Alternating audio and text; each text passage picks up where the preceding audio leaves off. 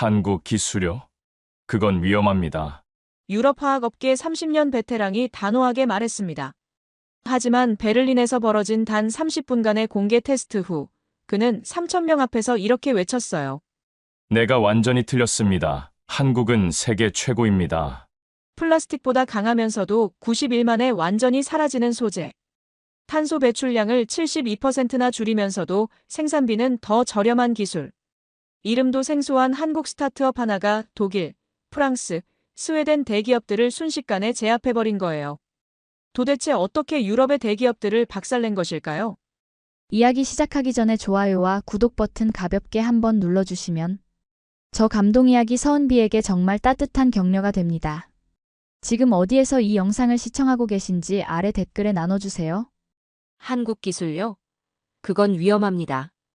일본이나 중국 쪽이 더 낫죠. 회의실이 순식간에 싸늘해졌습니다. 저는 책상 위 자료를 다시 한번 들여다봤어요. 분명히 한국 기업의 데이터가 가장 뛰어났는데 말이죠. 탄소 배출량 72% 감소, 생분해 속도 90일 완료, 100% 식물성 원료. 어떻게 봐도 압도적인 수치였어요. 수천만 유로가 걸린 프로젝트입니다. 검증되지 않은 기술로 모험할 수는 없어요. 독일 대기업 출신 위원이 단호하게 말했습니다. 크라우스 박사였죠. 그 사람은 늘 보수적인 입장을 고수하는 걸로 유명했어요. 한국은 아직 기술 선진국이라고 보기 어렵지 않나요? 다른 위원이 거들었습니다. 자동차나 반도체는 괜찮지만 바이오 소재는 다른 이야기죠. 그 순간 저는 가슴이 답답해졌어요. 20년 넘게 이 분야에서 일해온 제가 봐도 한국 기술이 명백히 우수했거든요. 하지만 아무도 들으려 하지 않았습니다. 이상한 편견이 사람들의 판단을 흐리고 있었어요. 저는 리하르트 백만입니다. 독일 출신으로 친환경 소재 분야에서 20년 넘게 일해온 컨설턴트예요. 유럽연합 환경소재정책 자문위원이라는 직책으로 여러 나라를 다니며 기술을 평가하는 일을 해왔죠. 베를린 공과대학에서 화학공학을 전공했고 졸업 후 바로 이 분야에 뛰어들었어요. 솔직히 말씀드리면 저 역시 꽤 보수적인 성향이었습니다. 검증되지 않은 신기술에 대해서는 늘 회의적이었거든요. 특히 바이오 소재나 생분해 기술 같은 분야에서는 더욱 그랬어요. 이론은 그럴듯해도 현실에서는 문제가 생긴다는 게 제 지론이었거든요. 실제로 지난 10년간 수많은 혁신 기술들이 등장했지만 대부분 상용화에서 실패했잖아요. 하지만 이번엔 달랐습니다. 2025년 초 저에게 엄청난 프로젝트 하나가 맡겨졌어요.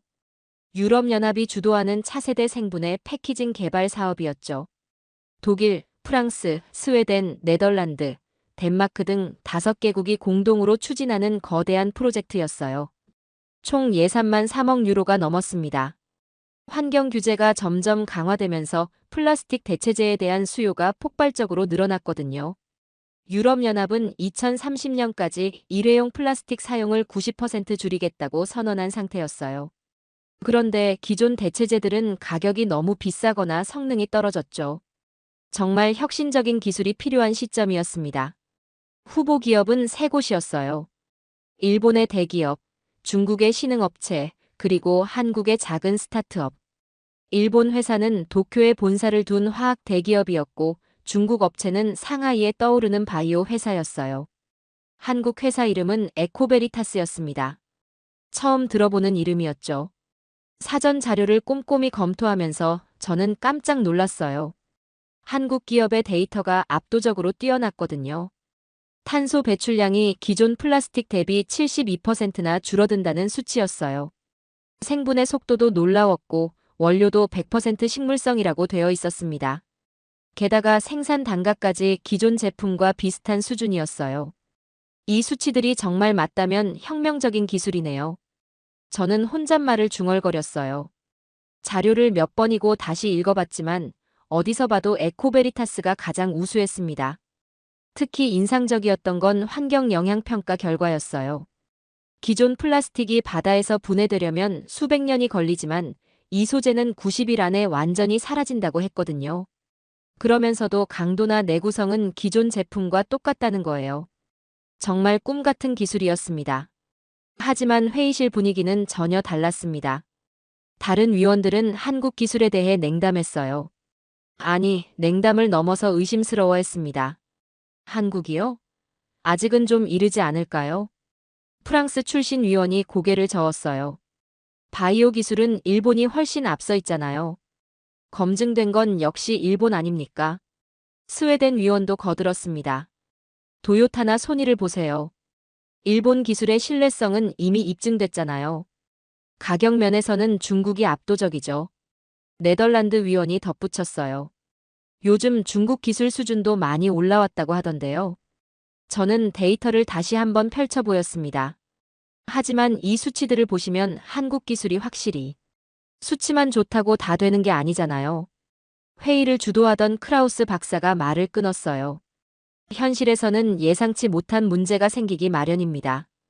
특히 스타트업 기술은 더욱 그렇죠. 크라우스 박사는 유럽 최대 화학기업에서 30년간 일한 베테랑이었어요.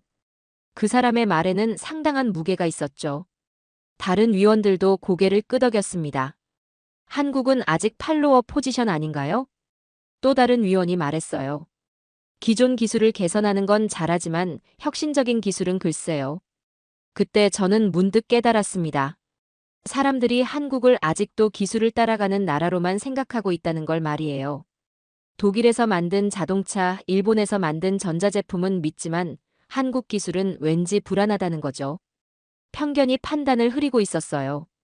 실패할 경우 책임은 누가 지죠? 덴마크 위원이 걱정스러운 표정을 지었어요. 언론에서 뭐라고 하겠어요? 검증된 기술 놔두고 왜 모험을 했냐고 할 텐데요. 그렇다면 투표로 결정하죠.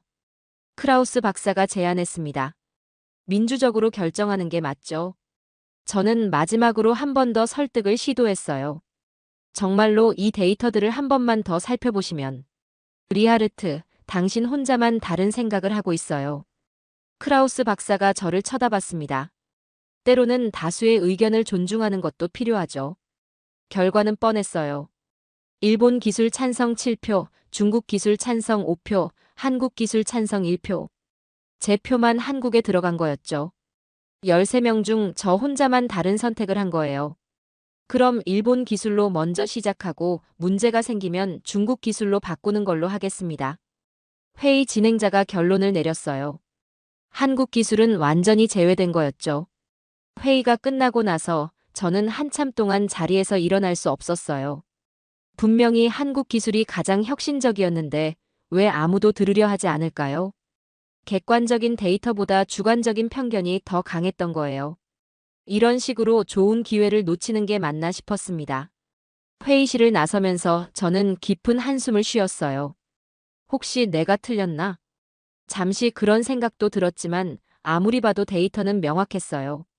한국 기술이 가장 우수했습니다. 그때만 해도 저는 몰랐습니다. 그 결정이 나중에 어떤 끔찍한 결과를 불러올지 말이에요. 앞으로 몇 개월 후 모든 사람이 제 판단이 옳았다는 걸 인정하게 될 줄은 꿈에도 몰랐죠. 일본 기술로 첫 번째 테스트를 시작한 건 3월 초였습니다. 일본 회사에서 온 기술자들은 정말 전문적이었어요. 세심한 부분까지 신경 쓰는 모습이 역시 일본답다는 생각이 들었죠. 소재의 질감도 좋았고 초기 테스트 결과도 나쁘지 않았어요. 역시 일본 기술이네요. 몇몇 위원들이 만족스러워했습니다. 이 정도면 충분히 상용화 가능하겠어요. 하지만 일주일 지나자 첫 번째 문제가 드러났습니다. 생산 단가 계산서를 받아보니 기존 플라스틱보다 무려 5배나 비쌌어요. 킬로그램당 15유로라는 어마어마한 가격이었죠. 기존 플라스틱이 3유로 정도니까 정말 큰 차이였어요. 이런 가격으로는 누가 쓰겠습니까? 독일 생산업체 담당자가 불평을 터뜨렸어요. 소비자들이 5배 비싼 포장재를 받아들일 리 없잖아요. 일본 회사 측에서는 품질을 생각하면 합리적인 가격이라고 주장했어요. 하지만 유럽 시장에서는 받아들이기 어려운 수준이었죠. 환경을 생각한다고 해서 5배나 비싼 제품을 쓸 소비자는 많지 않았거든요. 더 큰 문제는 대량 생산이었어요. 일본 회사는 품질 관리를 위해 소량씩만 생산하겠다고 했거든요. 한 달에 100톤 정도만 공급 가능합니다. 담당자가 말했어요. 그런데 유럽 전체 시장에 필요한 양은 월 1만 톤이었어요. 100배나 차이가 났죠. 그럼 언제까지 기다려야 하는 거예요? 프랑스 업체 대표가 화를 냈습니다. 일본 측 답변은 더욱 당황스러웠어요. 생산 라인을 늘리려면 최소 3년은 걸립니다. 품질을 보장하려면 천천히 확장해야 해요. 3년이라니요. 그동안 유럽 시장은 어떻게 하라는 거죠? 환경 규제는 이미 시행되고 있는데 말이에요. 회의실에서는 벌써 다음 대안을 찾기 시작했습니다. 그럼 중국 기술을 시도해보죠. 크라우스 박사가 제안했어요. 가격도 저렴하고 생산 속도도 빠르다고 하니까요. 사실 처음부터 중국을 선택했어야 한다는 목소리도 있었어요. 요즘 중국 기술이 정말 많이 발전했잖아요. 가격 경쟁력은 따라올 나라가 없죠. 중국 회사와 계약을 체결한 건 4월 말이었습니다. 상하이에 본사를 둔 바이오 플라스틱 전문 업체였어요. 가격은 정말 매력적이었습니다.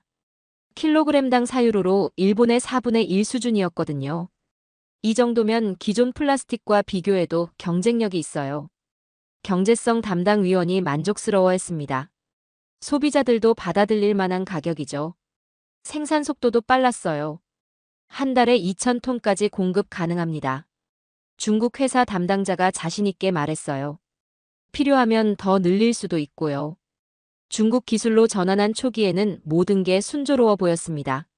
샘플 품질도 나쁘지 않았고 가격도 저렴했거든요. 첫 번째 배송분도 약속한 날짜에 정확히 도착했어요. 역시 중국이네요. 이런 게 실용적인 거죠.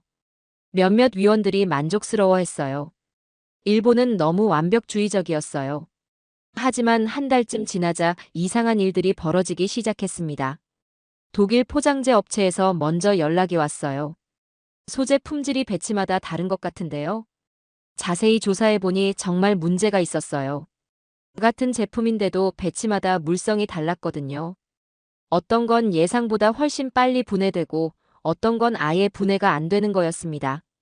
프랑스 공장에서도 비슷한 신고가 들어왔어요. 기계가 자꾸 막혀서 생산이 중단돼요. 소재 점도가 일정하지 않아서 그런 것 같아요. 스웨덴 업체는 더 심각한 문제를 제기했습니다. 완제품을 만들어서 테스트해보니 일부는 너무 쉽게 찢어져요. 반대로 일부는 너무 딱딱해서 가공이 어렵고요. 중국 회사에 문의하자 돌아온 답변은 더욱 당황스러웠어요. 조금씩 개선하고 있는 중입니다. 양해 부탁드려요. 개선이라뇨? 이미 계약하고 돈까지 지불한 상황에서 개선이라니요. 제품 사양서대로 만들어 달라고 했는데 왜 매번 달라요? 저희가 항의하자 중국 측 답변은 이랬어요. 원료 공급업체가 여러 곳이라서 약간의 편차가 있을 수 있어요. 그게 문제였어요. 중국 회사는 비용을 줄이기 위해 가장 싼 원료를 그때그때 구입하고 있었거든요. 품질 일관성보다는 가격을 우선시하는 거였죠. 5월 중순에 받은 품질 관리 보고서는 정말 충격적이었습니다. 불량률이 30%를 넘어가고 있었어요. 유럽 기준으로는 도저히 받아들일 수 없는 수준이었죠. 보통 불량률은 1% 이하여야 하거든요. 네덜란드 공장에서는 결국 생산을 중단한다고 통보해왔어요. 이런 품질로는 고객에게 납품할 수 없습니다. 회사 신뢰도에 문제가 생겨요. 덴마크 업체도 계약 해지를 요구했습니다. 처음 약속과 너무 다른 제품이 와요. 이런 식으로는 사업을 할 수 없어요. 언론에서도 비판 기사가 쏟아지기 시작했습니다. 수천만 유로 투입한 친환경 프로젝트, 품질 논란으로 표류. 유럽연합 대형 사업 또 실패하나. 세금 낭비 논란 확산. 이런 제목의 기사들이 연일 나왔어요. 독일 주요 일간지는 사설에서 이렇게 썼어요. 정부는 왜 검증되지 않은 기술에 거액을 투자했는가? 납세자들의 혈세를 이런 식으로 낭비해도 되는가? 정치적 압박도 점점 심해졌습니다. 유럽 의회에서는 프로젝트 중단론까지 나오기 시작했거든요. 이런 식으로 세금을 낭비할 수는 없다는 목소리가 높아졌어요. 환경위원회 의장이 공개적으로 비판했어요. 친환경이라는 이름으로 국민을 속였다. 결과적으로 환경에도 도움이 안 되고 경제적 손실만 키웠다. 저는 밤마다 잠을 이룰 수 없었습니다. 처음에 제가 추천했던 한국 기술이 자꾸 떠올랐거든요. 그때 한국을 선택했다면 이런 일은 없었을 텐데. 후회가 밀려왔어요. 하지만 이미 돌이킬 수 없는 상황이었죠. 수천만 유로가 이미 지출되었고 시간도 너무 많이 흘렀어요. 정치적으로도 실패 프로젝트라는 낙인이 찍힌 상태였습니다. 6월 초 회의에서는 모든 사람이 침묵하고 있었어요. 크라우스 박사도 평소 당당하던 모습과는 달리 조용했습니다. 프로젝트는 사실상 실패 직전이었고 마땅한 대안도 없어 보였어요. 이제 어떻게 하죠? 누군가가 무거운 목소리로 물었어요. 하지만 아무도 대답하지 않았습니다. 그런데 그때 한 위원이 조심스럽게 입을 열었어요. 가장 어린 위원이었는데 지금까지 거의 말을 하지 않던 사람이었죠. 혹시 다른 대안은 없을까요? 그 위원이 망설이며 말했어요. 처음에 검토했던 다른 기술들 말이에요. 회의실이 잠시 조용해졌습니다. 모든 사람이 무슨 말인지 알고 있었거든요. 바로 한국 기술을 의미하는 거였죠. 혹시 한국 기술은 어떨까요? 그 말이 회의실에 울려 퍼지자 모든 사람이 저를 쳐다봤어요. 제가 처음부터 한국을 지지했다는 걸 다들 알고 있었거든요. 저는 기다렸다는 듯이 차분하게 말했습니다. 에코베리타스 말이군요. 다시 한번 검토해 볼 가치가 있다고 봅니다. 크라우스 박사가 미간을 찌푸렸어요. 지금 상황에서 또 다른 실험을 할 여유가 있을까요? 이미 너무 많은 시간과 비용을 낭비했는데요. 하지만 다른 선택지도 없었죠. 일본은 너무 비싸고 느렸고 중국은 품질 문제로 신뢰를 잃었어요. 유럽 내 기업들도 마땅한 대안을 제시하지 못하는 상황이었습니다. 그럼 직접 확인해 보는 게 어떨까요? 저는 제안했습니다. 마침 베를린에서 그린테크 페스티벌이 열린다고 하던데요. 그린테크 페스티벌은 유럽 최대 규모의 친환경 기술 박람회였어요. 세계 각국의 혁신 기업들이 모이는 자리였죠. 올해로 5회째를 맞는 행사였는데 매년 규모가 커지고 있었어요.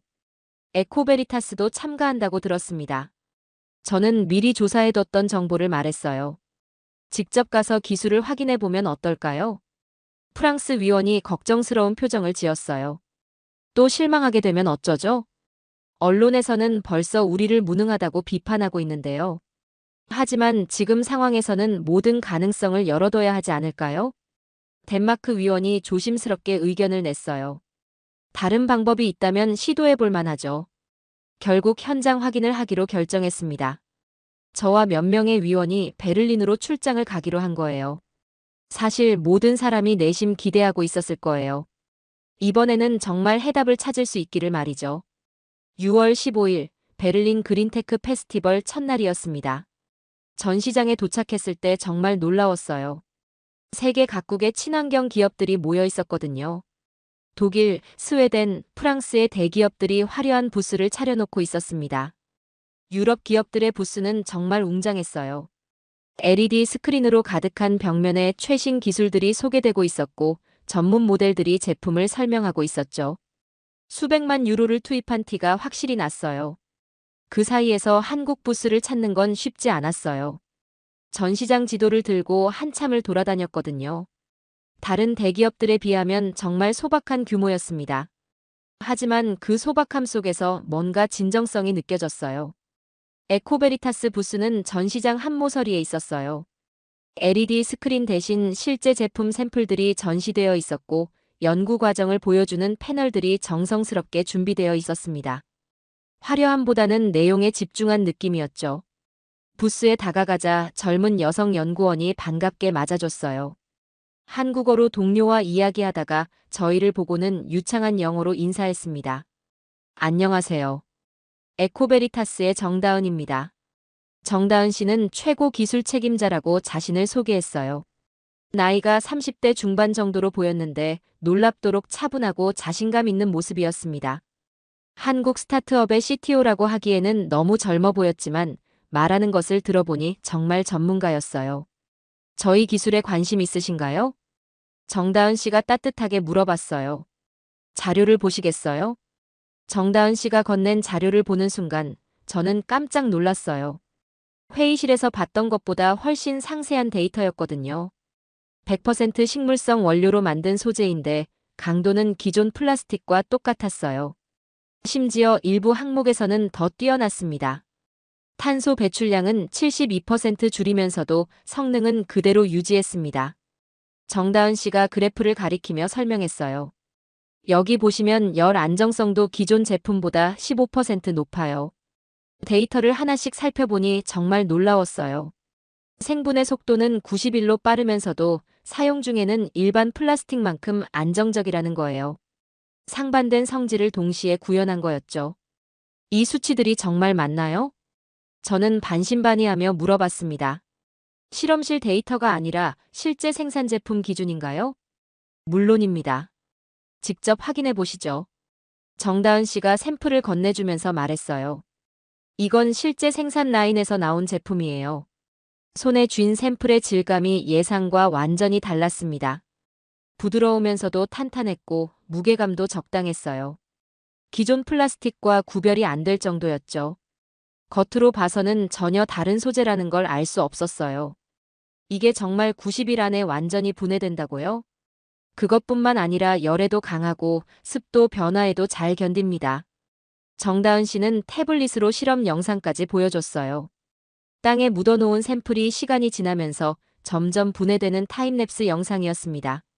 30일, 60일, 90일로 갈수록 점점 작아지더니 마침내 완전히 사라졌어요. 이건 한국 토양에서 실험한 건가요? 아니요. 독일, 프랑스, 스웨덴 등 유럽 각지에서 테스트했어요. 정말 꼼꼼하게 준비했다는 느낌이 들었어요. 유럽 진출을 염두에 두고 미리 현지 조건에서 실험을 해본 거였죠. 이런 세심함은 일본이나 중국 회사에서는 볼 수 없었던 거예요.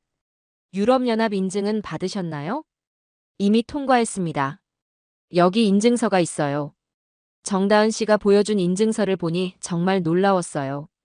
모든 항목에서 기준을 웃도는 수치를 기록했더라고요. 특히 안전성 테스트에서는 최고 등급을 받았습니다. 생산 능력은 어느 정도인가요? 함께 온 네덜란드 위원이 물어봤어요. 대량 주문도 소화할 수 있나요? 한국에 이미 월 5,000톤 규모의 생산 라인이 구축되어 있습니다. 정다은 씨의 답변이 자신 있었어요. 필요하시면 언제든 공급 가능해요. 추가 라인 확장도 6개월 내에 가능하고요. 이 말을 듣고 저는 가슴이 뛰는 걸 느꼈습니다. 일본은 월 100톤도 어려워했고 중국은 품질 문제가 있었는데 한국은 5,000톤을 안정적으로 공급할 수 있다는 거였어요. 게다가 품질도 뛰어나다니요. 가격은 어떻게 되나요? 가장 중요한 질문이었죠. 킬로그램당 4.5유로입니다.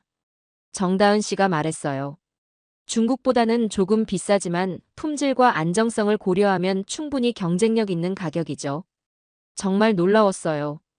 일본의 3분의 1 가격이면서도 품질은 훨씬 뛰어났거든요. 중국보다 조금 비싸지만 품질 문제를 생각하면 오히려 저렴한 편이었어요. 다른 분들께도 보여드리고 싶은데 가능할까요? 저는 흥분을 감추며 물어봤어요. 내일 기술 발표 시간이 있다고 들었는데요. 물론입니다. 언제든 환영해요. 정다은 씨가 환하게 웃으며 답했어요. 더 자세한 설명을 원하시면 언제든 연락 주세요. 정다은 씨의 자신감이 정말 인상적이었습니다. 자신들의 기술에 대한 확신이 느껴졌어요. 이런 태도는 일본이나 중국 기업에서는 보지 못했던 거였죠. 부스를 나서면서 저는 확신했어요. 드디어 진짜 해답을 찾았다고 말이죠. 이 기술이면 프로젝트를 살릴 수 있을 것 같았습니다. 다른 위원들도 비슷한 생각이었는지 표정이 밝아졌어요. 이번엔 정말 다를 것 같네요. 네덜란드 위원이 희망찬 목소리로 말했습니다. 그날 밤 호텔에서 저는 정말 오랜만에 편안하게 잠들 수 있었어요. 마침내 프로젝트를 성공으로 이끌 수 있는 기술을 찾았다는 확신이 들었거든요. 한국이라는 편견을 버리고 객관적으로 평가했다면 처음부터 이 결과에 도달할 수 있었을 텐데 하는 아쉬움도 있었지만요. 다음 날 오후 저희는 다른 위원들과 함께 다시 페스티벌장에 갔습니다. 에코베리타스의 기술 발표가 오후 3시에 예정되어 있었거든요. 이번에는 크라우스 박사를 포함해서 총 8명의 위원이 참석했어요. 발표장에 들어서자 분위기부터 심상치 않았어요. 유럽 각국의 기업 대표들과 기술자들이 가득 차 있었습니다. 독일, 프랑스, 네덜란드, 스웨덴 등 주요국 업체 관계자들이 모여 있었죠. 그 중에는 우리와 경쟁 관계에 있는 회사들도 많았어요. 좌석 배치를 보니 앞줄에는 유럽 대기업 임원들이 앉아 있었어요. 크라우스 박사가 속한 독일 화학 대기업 관계자들도 보였고 프랑스와 스웨덴 주요 업체 사람들도 있었습니다. 뭔가 한국 기업을 평가하러 온 심사위원 같은 느낌이었어요. 저는 좀 긴장됐어요. 유럽 업계의 거물들 앞에서 한국 스타트업이 어떻게 자신들의 기술을 어필할 수 있을까 걱정이 됐거든요. 하지만 정다은 씨는 여전히 차분해 보였습니다. 발표가 시작되기 전부터 청중들 사이에서 웅성거림이 들렸습니다. 한국 스타트업이라고? 에코베리타스? 처음 들어보는 이름인데? 아시아 기업들 기술은 신뢰하기 어렵지 않나? 이런 대화들이 여기저기서 들렸어요. 벌써부터 회의적인 시선이 느껴졌죠. 유럽 기업들의 기득권 의식도 엿보였고요. 정다은 씨가 무대에 올라 차분하게 발표를 시작했어요. 안녕하세요. 에코베리타스 CTO 정다은입니다. 오늘 저희의 혁신적인 생분해 소재 기술을 소개하게 되어 기쁩니다. 발표 내용은 정말 체계적이었어요. 기술 개발 배경부터 시작해서 핵심 원리, 실험 결과, 상용화 계획까지 순서대로 설명했습니다. 특히 환경 영향 분석 부분은 정말 인상적이었어요. 하지만 중간중간 청중들 사이에서 비웃는 소리가 새어나왔습니다. 탄소 배출 72% 감소라고? 이 수치들 진짜일까? 너무 좋아 보이는데 뭔가 수상해. 정다은 씨는 이런 반응에도 전혀 흔들리지 않고 차분하게 발표를 계속했어요. 오히려 더 자세한 데이터를 보여주면서 근거를 제시했습니다.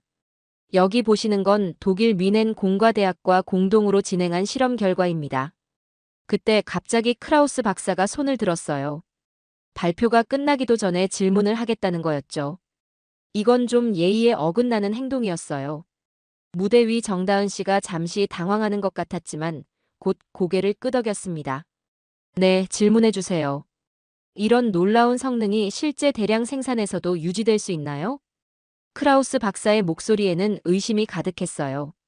보통 실험실 결과와 실제 생산 제품은 차이가 크거든요. 발표장이 더욱 조용해졌습니다. 모든 사람이 이 질문에 주목하고 있었어요. 크라우스 박사의 영향력을 모르는 사람이 없었거든요. 데모용 샘플과 실제 제품은 다를 수 있잖아요. 크라우스 박사가 계속 말했어요. 특히 가격을 맞추려고 하면 품질이 떨어지기 마련이죠. 이때부터 분위기가 확실히 달라졌어요. 크라우스 박사가 공개적으로 의문을 제기하자 다른 사람들도 동조하기 시작했거든요. 맞아요. 실제로는 어떨지 모르죠. 아시아 기업들은 과장하는 경향이 있어요. 정다은 씨는 잠시 침묵했어요. 아무래도 예상하지 못한 공격이었을 거예요. 발표장의 분위기가 점점 적대적으로 변하고 있었거든요. 일본도 처음에는 이렇게 완벽해 보였지만 현실은 달랐습니다. 크라우스 박사가 더욱 날카롭게 말했어요. 특히 아시아 스타트업들은 투자 유치를 위해 과장된 데이터를 제시하는 경우가 많죠. 이 말에 발표장이 술렁였어요. 너무 노골적인 편견이 드러난 발언이었거든요. 하지만 아무도 반박하지 않았습니다. 저는 가슴이 철렁했습니다. 이런 식으로 공격당할 줄은 몰랐거든요. 객관적인 데이터 검토가 아니라 선입견에 근거한 공격이었어요. 정다은 씨도 잠시 당황하는 것 같았어요. 하지만 그 다음 순간 놀라운 일이 벌어졌습니다. 정다은 씨가 마이크에 더 가까이 다가가서 침착하게 말했거든요. 그렇다면 같은 조건에서 비교해 보시죠. 지금 여기서요. 발표장이 순식간에 술렁였습니다. 지금 여기서라고? 즉석에서 테스트하겠다는 건가? 설마 진짜로? 크라우스 박사도 당황한 표정이었어요. 분명히 그런 제안이 나올 거라고는 예상하지 못했을 거예요. 단순히 의심을 제기해서 한국 기업을 곤란하게 만들려고 했는데 오히려 역공을 당한 거였죠. 어떻게 하시겠습니까? 정다은 씨가 다시 물었어요. 저희는 언제든 준비되어 있습니다. 투명하고 공정한 테스트를 환영해요. 그때 페스티벌 운영진 중 한 명이 나섰습니다. 흥미로운 제안이네요. 공정한 테스트를 진행해보죠. 어차피 여기에 최신 테스트 장비들이 준비되어 있으니까요. 정말 우연의 일치였어요. 그린테크 페스티벌에서는 신기술 검증을 위한 테스트 장비를 상시 운영하고 있었거든요. 독일 기술표준원에서 공인한 장비들이었죠. 크라우스 박사는 이제 어쩔 수 없이 동의할 수밖에 없었어요. 이미 많은 사람 앞에서 도전을 받아들인 상황이었거든요. 거부하면 오히려 자신들이 자신 없어 보일 테니까요. 좋습니다. 해보죠. 크라우스 박사가 마지못해 대답했습니다. 하지만 정말 공정한 조건에서 해야 해요. 당연히 그래야죠. 정다은 씨가 환하게 웃으며 답했어요. 같은 장비, 같은 조건에서 테스트하면 됩니다. 발표장은 순식간에 실험실 분위기로 바뀌었어요. 운영진들이 테스트 장비를 무대로 옮겨왔고 양측에서 샘플을 준비하기 시작했습니다. 열 안정성, 내습성, 분해 속도까지 모든 걸 비교하기로 했어요. 저는 가슴이 두근거렸습니다. 과연 에코베리타스가 이 공개 시험을 통과할 수 있을까요? 만약 실패한다면 한국 기술은 완전히 끝나는 거였어요. 더 이상 기회도 없을 거고요. 하지만 정다은 씨는 놀랍도록 차분했어요. 마치 이런 상황을 예상하고 있었던 것처럼 말이죠. 그 자신감이 오히려 저에게 용기를 주었습니다. 드디어 역사적인 즉석 대결이 시작됐습니다. 한쪽에는 독일 대기업이 자신있게 내놓은 개선된 샘플이, 다른 쪽에는 에코베리타스의 제품이 놓였어요. 전 유럽 업계가 숨을 죽이고 지켜보는 가운데 말이죠. 테스트 장비는 페스티벌에서 공식 인증받은 최신 기계였습니다. 독일 기술표준원과 프랑스 국립과학연구센터가 공동으로 개발한 것이었어요. 그래서 결과에 대해서는 누구도 의심할 수 없었죠. 모든 과정이 실시간으로 대형 스크린에 중계되었습니다. 첫 번째 테스트는 열 안정성이었습니다. 섭씨 80도 고온에서 30분간 견디는지 확인하는 거였어요. 포장재로 사용되려면 꼭 통과해야 하는 기본 조건이었죠. 운송 과정에서 고온에 노출될 수 있거든요. 두 샘플이 동시에 열 처리 장비 안으로 들어갔습니다. 투명한 유리창을 통해 내부 상황을 볼 수 있었어요. 온도계가 서서히 올라가면서 80도에 도달했습니다. 30분이 정말 길게 느껴졌어요. 발표장의 모든 사람이 스크린을 뚫어져라 쳐다봤습니다. 저는 시계를 보며 초조하게 기다렸어요. 정다은 씨는 놀랍도록 차분해 보였지만 손끝이 살짝 떨리는 게 보였어요. 크라우스 박사는 팔짱을 끼고 냉정한 표정을 유지하고 있었습니다. 하지만 가끔씩 스크린을 훔쳐보는 모습에서 긴장감이 느껴졌어요. 이번 테스트 결과가 그의 평판에도 큰 영향을 미칠 테니까요. 마침내 30분이 지나고 결과가 나왔습니다. 독일 제품은 약간의 변형이 있었어요. 모서리 부분이 살짝 휘어지고 표면에 미세한 균열이 생겼습니다. 크게 문제될 정도는 아니었지만 변화가 있었던 건 사실이었어요. 그런데 에코베리타스 제품은 전혀 변화가 없었어요. 처음 상태 그대로였습니다. 색깔도 그대로고 형태도 변하지 않았어요. 오. 발표장에서 작은 감탄사가 터져나왔습니다. 몇몇 사람들이 서로 눈을 마주치며 놀라워했어요.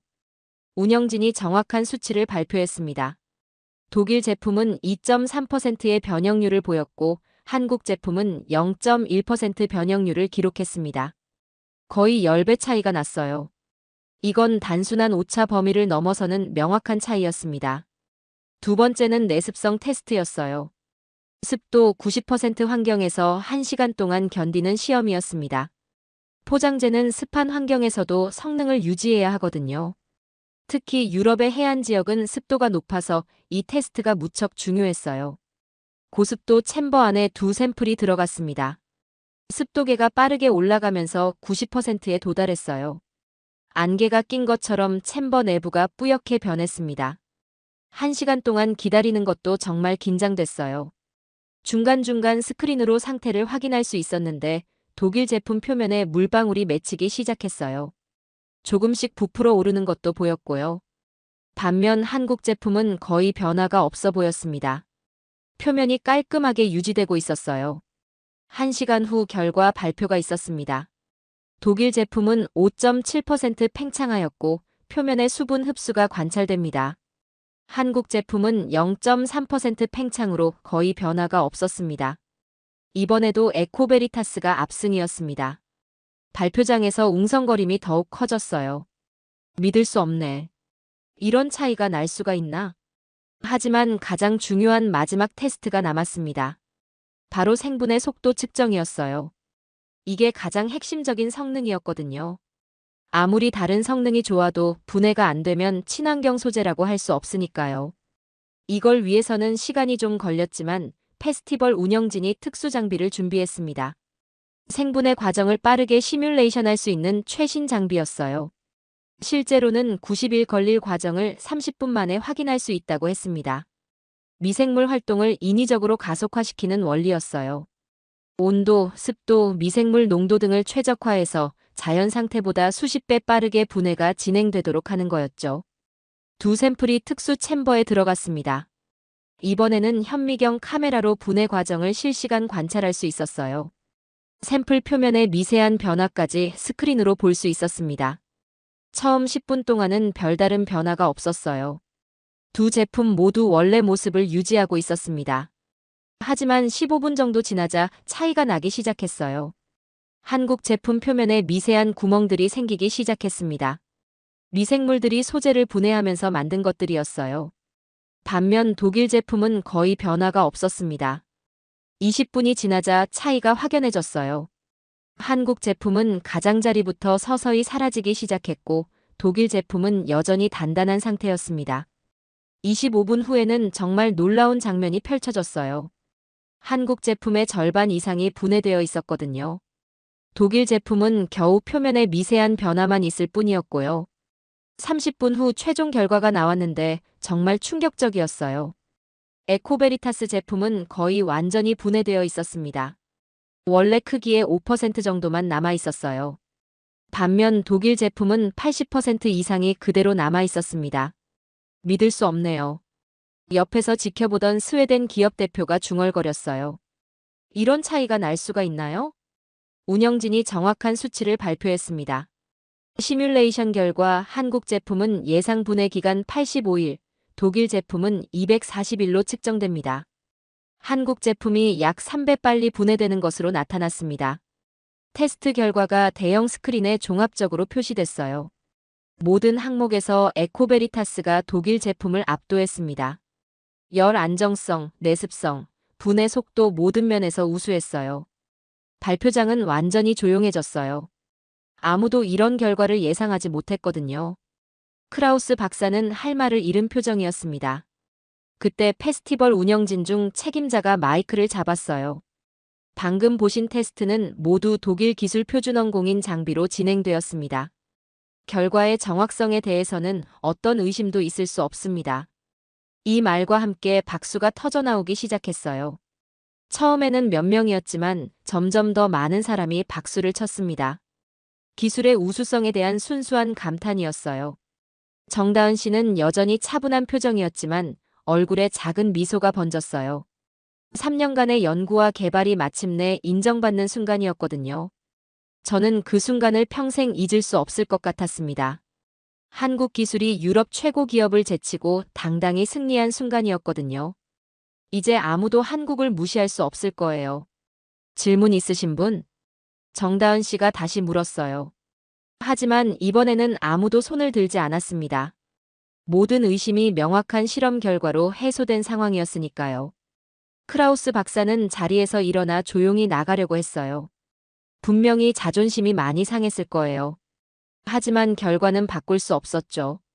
모든 사람이 한국 기술의 진짜 실력을 직접 확인한 역사적인 순간이었습니다. 이제 누구도 검증되지 않았다거나 과장된 데이터라는 말을 할 수 없을 거예요.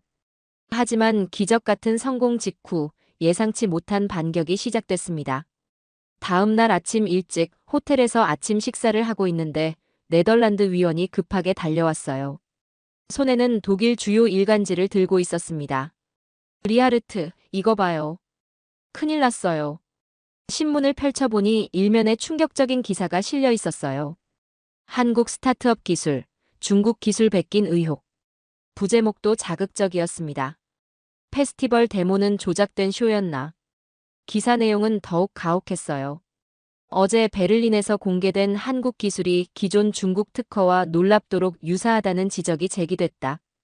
업계 전문가들은 샘플만 특별히 제작했을 가능성이 높다고 본다. 실제 양산 제품에서는 이런 성능이 나올 수 없다는 게 중론이다. 저는 정말 어이가 없었어요. 어제 그 명확한 테스트 결과를 봤는데도 이런 식으로 억지를 부리다니요. 객관적인 사실보다 편견이 더 강하다는 게 정말 실망스러웠어요. 프랑스 일간지에도 비슷한 기사가 실렸습니다. 아시아 기업 기술 신뢰도 재검토 필요. 성급한 판단이 초래할 수 있는 위험성. 이런 제목들이 눈에 띄었어요. 온라인에서는 상황이 더 심각했습니다. 소셜미디어에서 가짜 뉴스가 빠르게 퍼지고 있었거든요. 한국 기업 조작 실험했다더라. 유럽 기업들 완전히 속았다. 또 다른 아시아발 사기극. 근거도 없는 소문들이 마치 사실인 양 돌고 있었어요. 특히 조작된 샘플 이야기가 계속 반복됐습니다. 실제로는 공인된 장비로 공개 테스트를 했는데도 말이에요. 더 심각한 건 업계의 조직적 압력이었습니다. 유럽 내 기존 화학 업체들이 정부와 유럽연합의 집단으로 건의서를 냈거든요. 성급한 기술 도입은 유럽 산업계에 위험하다. 더 철저한 검토와 장기간의 검증이 필요하다. 자국 기업 보호가 우선되어야 한다. 이런 내용들이었어요. 결국 자신들의 기득권을 지키려는 움직임이었죠. 혁신적인 외국 기술이 들어와서 시장을 뒤흔드는 걸 막으려는 거였어요. 독일 화학업계 협회에서는 공식 성명까지 발표했습니다. 검증되지 않은 기술에 의존하는 것은 위험하다. 유럽의 기술 자립도를 높이는 것이 우선이다. 아시아 기업들의 덤핑 공세를 경계해야 한다. 저는 정말 화가 났습니다. 분명히 공정한 테스트였는데 왜 이런 식으로 폄하하는 거죠? 결과가 마음에 안 든다고 해서 억지를 부리는 건 아니잖아요. 이런 식이면 언제까지 편견에 사로잡혀 있을 건가요? 그런데 에코베리타스의 대응이 정말 놀라웠어요. 정다은 씨가 직접 기자회견을 열어서 모든 데이터를 공개하겠다고 선언한 거예요. 저희는 숨길 게 전혀 없습니다. 투명성이 신뢰의 첫걸음이라고 생각해요. 실제로 그들이 제출한 자료는 정말 방대했어요. 3년간의 연구 과정이 날짜별로 정리되어 있었고 실험 노트까지 모두 공개했습니다. 실패 사례들도 빠짐없이 포함되어 있었어요. 연구 과정을 담은 영상 자료도 시간 순으로 편집되어 있었습니다. 초기 시행착오부터 기술 완성까지 모든 과정이 기록되어 있었어요. 이런 수준의 투명성은 어떤 기업에서도 본 적이 없었습니다. 특히 인상적이었던 건 실패 사례까지 솔직하게 공개한 거였습니다. 처음 2년은 거의 매일 실패했습니다. 정다은 씨가 기자회견에서 솔직하게 인정했어요. 하지만 그 실패들이 지금의 성공을 만들었죠. 200번 넘게 실험했지만 원하는 결과가 나오지 않았어요. 그때마다 왜 실패했는지 분석하고 다음 실험에 반영했습니다. 그런 과정을 거쳐서 지금의 기술이 완성된 거예요. 이런 정직함과 투명성은 정말 인상적이었어요. 보통 기업들은 성공 사례만 강조하려고 하는데 실패 과정까지 공개한다는 건 정말 자신감의 표현이었죠. 더 놀라운 건 특허 관련 해명이었습니다.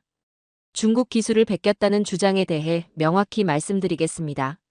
정다은 씨가 관련 서류를 보여주며 설명했어요. 저희 핵심 특허는 2022년에 출원했고 문제가 된 중국 특허는 2023년 출원된 것입니다. 시간적 순서가 완전히 반대였어요.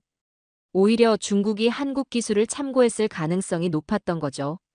이런 명확한 근거 자료까지 제시하니까 의혹이 말이 안 되는 거였어요.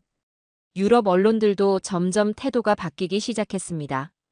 한국 기업의 투명성, 유럽 기업들도 배워야. 데이터 공개 수준, 세계 최고 기준. 편견보다는 객관적 평가가 필요. 이런 긍정적인 기사들이 나오기 시작했어요. 특히 독립적인 기술 전문 매체들이 에코베리타스를 옹호하는 기사를 썼습니다. 그 와중에 더 놀라운 일이 벌어졌습니다. 에코베리타스가 자발적으로 추가 테스트를 제안한 거예요. 더 엄격한 조건에서 다시 한번 검증받고 싶습니다.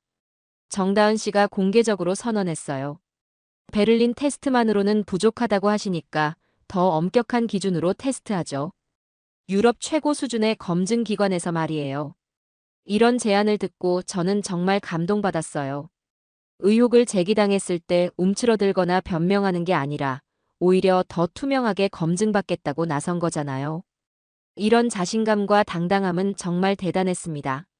이번에는 유럽 3개국 기술 검증 기관이 공동으로 참여하기로 했습니다. 독일 기술표준원, 프랑스 국립과학연구센터, 스웨덴 환경청이 함께 검증하기로 한 거죠. 이 정도면 아무도 결과에 의문을 제기할 수 없을 거예요. 테스트 조건도 훨씬 까다롭게 설정됐습니다. 실제 사용 환경보다 훨씬 가혹한 조건에서 검증하기로 했어요. 온도, 습도, 압력 등 모든 조건을 극한으로 올려서 시험하기로 했습니다. 일주일 동안 연속 테스트를 진행하겠습니다. 독일 기술표준원 원장이 발표했어요. 모든 과정은 실시간으로 중계되고 결과는 투명하게 공개될 것입니다. 그 일주일 동안 저는 정말 초조했습니다. 만약 이번에 실패한다면 정말 끝이거든요. 한국 기술에 대한 신뢰가 완전히 무너질 테니까요. 그동안의 노력이 모두 물거품이 될 수도 있었어요. 하지만 정다은 씨는 여전히 자신감에 차 있었어요. 저희 기술을 믿습니다. 3년간 수없이 테스트해본 결과니까요. 그 확신이 저에게도 용기를 주었습니다. 어쩌면 이번이야말로 한국 기술의 진가를 보여줄 기회가 될 수도 있겠다는 생각이 들었어요. 일주일 후인 6월 30일, 드디어 결과 발표가 있었습니다. 베를린의 한 대형 컨벤션 센터에서 열린 발표회였어요. 유럽 3개국 기술 검증 기관의 공동 발표라는 점에서 역사적인 순간이었죠. 발표장은 긴장감으로 가득 차 있었습니다. 유럽 각국의 정부 관계자들, 기업 임원들, 언론사 기자들이 모여들었어요. 독일 경제부 차관, 프랑스 환경부 국장, 스웨덴 혁신청 원장까지 참석했습니다.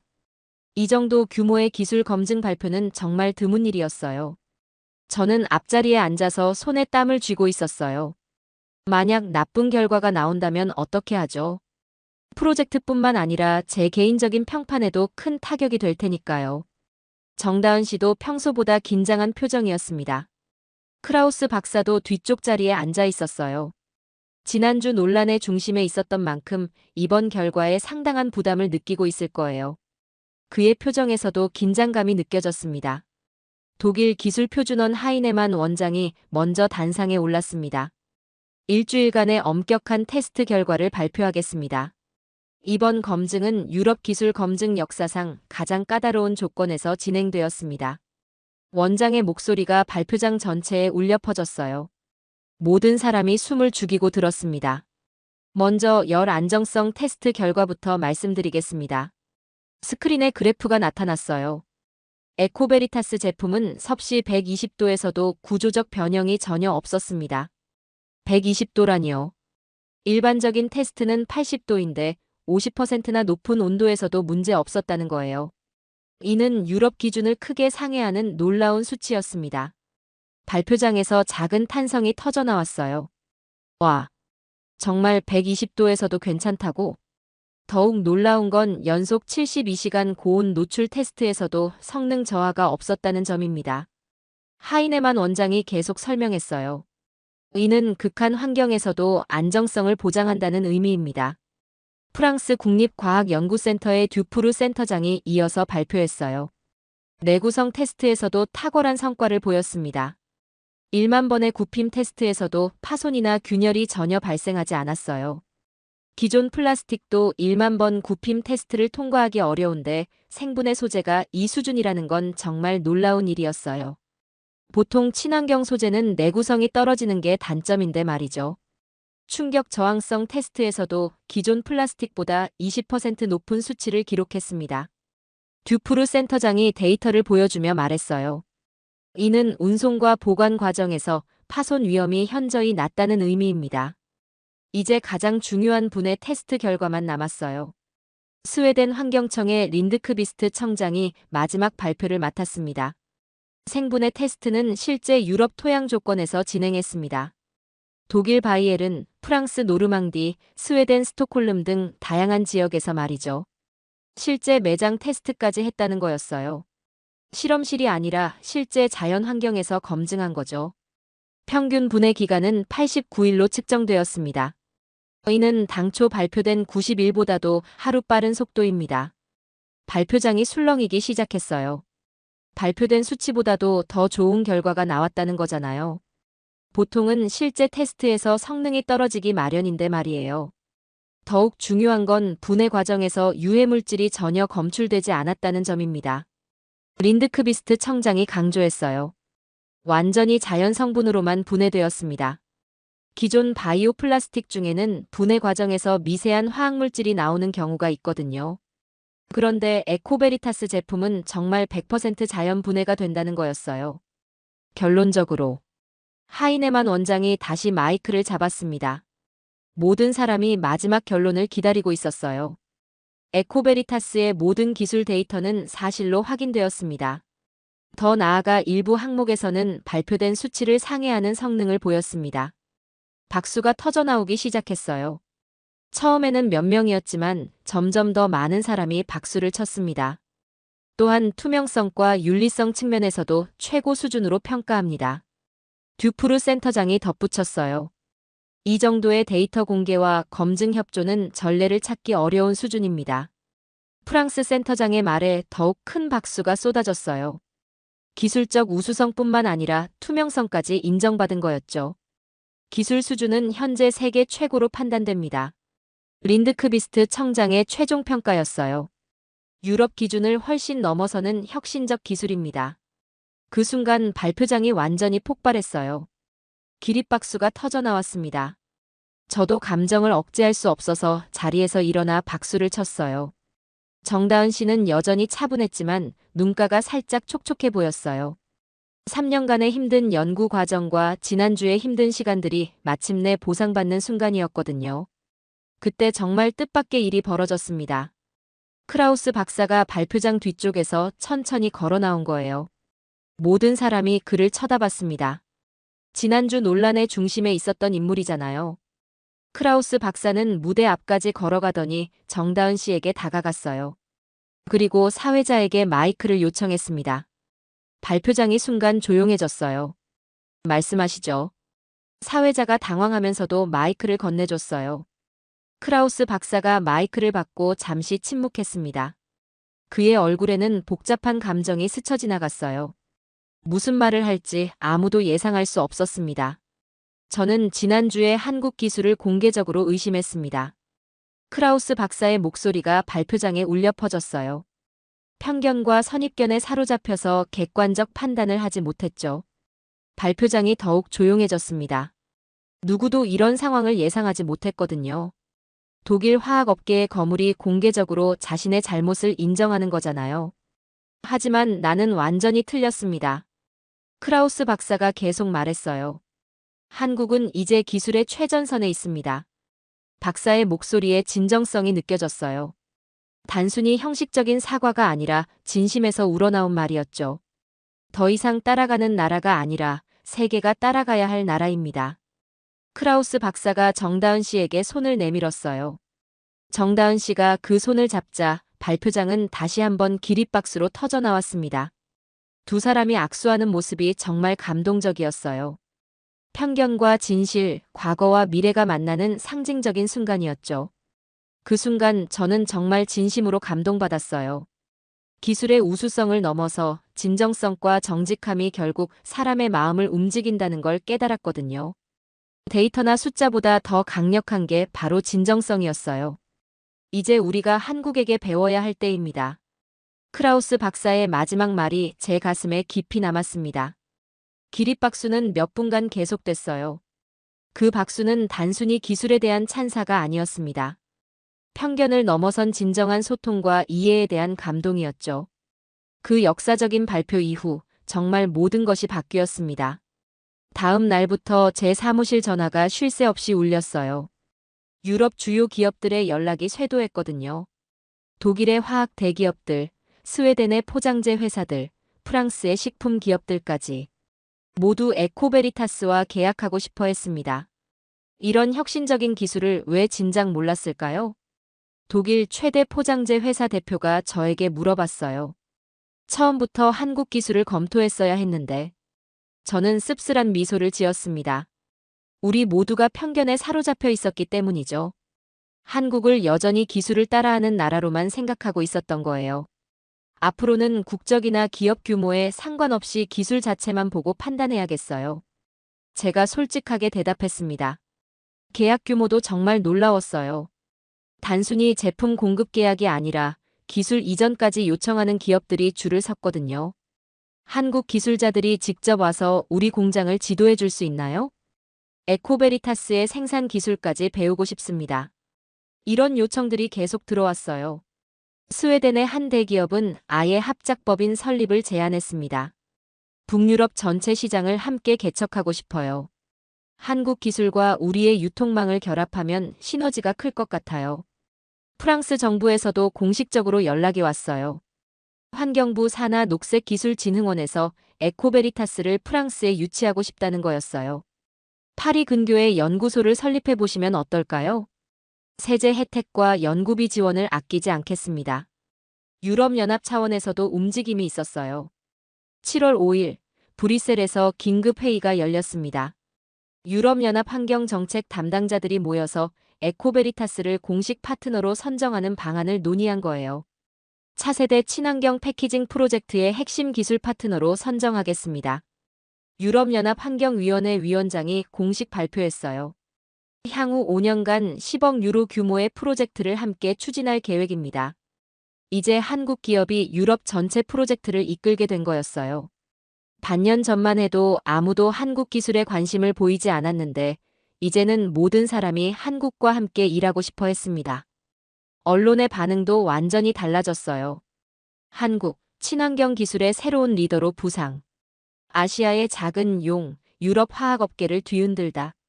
에코베리타스 신드롬, 유럽 전역으로 확산. 이런 제목의 기사들이 연일 쏟아졌어요. 몇 주 전만 해도 의심과 비판 기사를 썼던 언론들이 이제는 찬사를 보내고 있었습니다. 특히 독일 주요 경제지에서 나온 사설이 인상적이었어요. 우리는 편견에 사로잡혀 혁신의 기회를 놓칠 뻔했다. 국적이나 기업 규모가 아닌 기술 자체로 평가해야 한다. 한국의 성공에서 배워야 할 교훈들. 그린테크 페스티벌 폐막식이 다가왔습니다. 7월 15일 베를린 컨벤션 센터 메인홀에서 열리는 행사였어요. 올해 최고의 혁신 기업을 발표하는 시간이 있었는데 당연히 에코베리타스가 선정됐죠. 폐막식장은 정말 성대했어요. 유럽 각국의 정부 관계자들, 기업 임원들, 기술자들이 모두 모였습니다. 독일 경제부 장관, 프랑스 환경부 장관, 스웨덴 혁신부 장관까지 참석했어요. 정다은 씨가 무대에 올라 수상 소감을 말하고 있을 때였습니다. 이 상은 저희 팀 모두의 노력과 유럽 여러분들의 격려 덕분입니다. 앞으로도 지속 가능한 미래를 위해 최선을 다하겠습니다. 그때 갑자기 크라우스 박사가 무대로 올라왔어요. 사회자도 당황한 표정이었습니다. 관객들도 웅성거렸죠. 잠깐만요. 크라우스 박사가 마이크를 요청했어요. 제가 꼭 하고 싶은 말이 있습니다. 무대 아래 3,000명의 관중이 모두 숨을 죽이고 지켜봤어요. 과연 무슨 말을 할까요? 저는 30년간 이 업계에서 일해왔습니다. 크라우스 박사가 천천히 말을 시작했어요. 수많은 혁신 기술들을 봐왔지만 이번처럼 제 생각이 완전히 바뀐 적은 없었습니다. 박사의 목소리에는 진정성이 담겨 있었어요. 단순한 립서비스가 아니라 정말 마음에서 우러나온 말이었죠. 한국 기업의 기술력은 세계 최고 수준입니다. 하지만 저를 더욱 감동시킨 건 그들의 정직함과 투명성이었어요. 관중들이 고개를 끄덕이며 들었습니다. 크라우스 박사의 평판을 모르는 사람이 없었거든요. 의심받았을 때 변명하거나 숨기려 하지 않았습니다. 오히려 모든 것을 투명하게 공개하며 검증받겠다고 나섰어요. 이런 자세는 어떤 유럽 기업에서도 보지 못했던 거였습니다. 박수가 터져나오기 시작했어요. 처음에는 몇 명이었지만 점점 더 많은 사람이 박수를 쳤습니다. 유럽 기업들이 오히려 배워야 합니다. 크라우스 박사가 목소리를 높였어요. 기술뿐만 아니라 진정성과 투명성까지 말이죠. 박수는 점점 커졌고 마침내 전체 관중이 기립박수를 보냈습니다. 저도 눈물이 날 것 같았어요. 한국 기업이 기술과 인품 모두에서 인정받는 순간이었거든요. 이제 우리는 새로운 시대를 맞이했습니다. 크라우스 박사가 마지막으로 말했어요. 국경과 편견을 넘어선 진정한 기술 협력의 시대를 말이에요. 기립박수는 5분 넘게 계속됐어요. 그 박수는 단순히 한 기업에 대한 찬사가 아니었습니다. 편견을 넘어선 진정한 소통과 이해에 대한 감동이었죠. 페스티벌이 끝나고 저는 조용한 카페에서 정다은 씨와 마지막 대화를 나눴어요. 베를린 시내의 작은 카페였는데 창밖으로 석양이 비치고 있었습니다. 정말 고생 많으셨습니다. 제가 먼저 말을 건넸죠. 몇 주 전 의심과 공격을 받았을 때도 흔들리지 않으셨어요. 저희를 처음부터 믿어주셔서 감사해요. 정다은 씨가 따뜻하게 대답했습니다. 리아르트 씨만은 처음부터 저희 편이었잖아요. 그 믿음이 정말 큰 힘이 됐어요. 그때 한 사람이 조용히 우리 테이블로 다가왔어요. 중년의 신사였는데 정장 차림이 범상치 않아 보였습니다. UN 지속가능소재위원회 소속 고위 자문관이었어요. 저도 잘 아는 분이었죠. 실례하겠습니다. 그분이 정중히 인사하며 빈 의자에 앉았어요. 방금 전 폐막식을 지켜봤는데 정말 감동적이었습니다. 잠시 침묵이 흘렀습니다. 석양빛이 카페 안을 따뜻하게 물들이고 있었어요. 그분이 저를 바라보며 조용히 물었어요. 리아르트, 당신은 어떻게 생각합니까? 이 한국 기술이 세계 표준이 될 수 있을까요? 저는 잠시 생각했습니다. 6개월 전만 해도 한국 기술을 의심하는 사람들이 대부분이었어요. 하지만 지금은 모든 게 바뀌었죠. 저는 대답하지 않고 대신 창밖을 가리켰어요. 에코베리타스 연구원들이 여전히 전시장 앞에서 짐을 정리하며 웃고 있는 모습이 보였습니다. 힘든 몇 주를 보냈음에도 불구하고 밝은 표정이었어요. 저분들이 있다면 그건 시간 문제입니다. 저는 확신에 찬 목소리로 말했어요. 그 순간 저는 정말로 확신했습니다. 한국은 이제 기술을 따라가는 나라가 아니라 세계가 따라가려고 하는 나라가 되었다는 것을. 그리고 이 변화는 단순히 기술의 발전만이 아니었어요. 정직함, 투명성, 그리고 진정성이라는 한국적 가치가 세계를 감동시킨 것이었죠. 데이터나 숫자를 넘어서 사람의 마음을 움직인 거였어요. 정다은 씨, 앞으로 계획은 어떻게 되세요? UN 자문관이 물어봤어요. 저희는 이제 시작입니다. 정다은 씨가 환하게 웃으며 답했어요. 유럽뿐만 아니라 전 세계로 확산시키고 싶어요. 지구 환경을 지키는 일에 국경은 없으니까요. 그 말을 들으며 저는 가슴이 뭉클해졌어요. 기술적 성공을 넘어서 진정한 사명감을 가지고 있다는 게 느껴졌거든요. 카페를 나서면서 저는 베를린 거리를 천천히 걸었어요. 몇 달 전만 해도 회의적이었던 제가 이제는 한국 기술의 가장 열렬한 지지자가 되어 있었습니다. 지금 이 순간에도 한국의 이름은 기술과 진정성으로 세계를 바꾸고 있습니다. 그 변화의 현장에 제가 함께할 수 있어서 정말 영광이었어요. 앞으로 10년, 20년 후에는 어떤 모습일까요? 분명히 한국이 세계 친환경 기술을 이끄는 나라가 되어 있을 거예요. 그리고 그 시작점에 에코베리타스와 정다은 씨, 그리고 오늘의 이 순간이 있었다는 걸 사람들이 기억할 거예요. 편견을 버리고 진실을 마주한 용기, 투명성과 정직함으로 신뢰를 쌓아간 과정, 그리고 기술을 넘어서 마음을 움직인 진정성. 이 모든 것이 한국이 세계에 보여준 새로운 모델이었습니다.